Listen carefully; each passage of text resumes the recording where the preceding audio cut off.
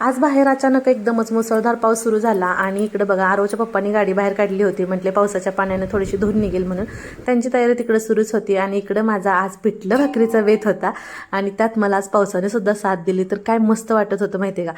इथं तुम्ही बघू शकता असं वाफाळतं पिठलं एकदम असं तयार आहे गरमागरम. आणि आता पटकन मी अशी ज्वारीची भाकरी बनवणार आहे. पण खरं सांगायचं म्हटलं तर बाहेर असा पाऊस सुरू होता, एकदम असं थंडगार वातावरण आणि त्यात इथं असं एकदम असं गरम गरम पिठलं बनलं होतं. आता भाकरी बनवायची आणि ह्याचा असा काही बेत वेगळाच असतो हो की नाही. म्हणजे भलेही हा क्षण छोटा असू द्या पण ह्याची आठवण खूप मोठी असते. अगदी सिंहगडवर गेल्यासारखं वाटलं बरं का मला तरी असं मस्त एकदम. आणि म्हटलं चला पाऊस सुरू आहे तोपर्यंत पटापट भाकरी करून घेऊया म्हटलं. आणि अशा वातावरणात घरगुती पिठलं भाकरीचा स्वाद आणि बाहेरचा पाऊस मस्त कॉम्बिनेशन हो ना. तर इथं बघू शकताय तुम्ही बघा माझी भाकरीकडे बनवायची सुरू आहे तोपर्यंत इकडं मामा आरो आणि ह्यांचं जेवणसुद्धा सुरू होतं. तर त्यांचं झालं, आम्ही सगळं आवरून घेतलं आणि त्याच्यानंतर आत्तीला आणि माझ्यासाठीची मस्त प्लेट तयार केली.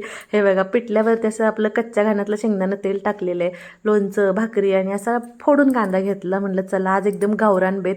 आणि असं जवळून घेतलं तर तुम्हाला सांगते असं वाटत होतं बघता क्षणी कधी एकदा खाईल असं. तर म्हटलं फटाफट आवरून घेऊया म्हटलं आणि मग आत्तीने आणि मी पटकन जेवायला बसलो. असा होता आजचा आपला ब्लॉग. कसा वाटला ते सांगा. बाय.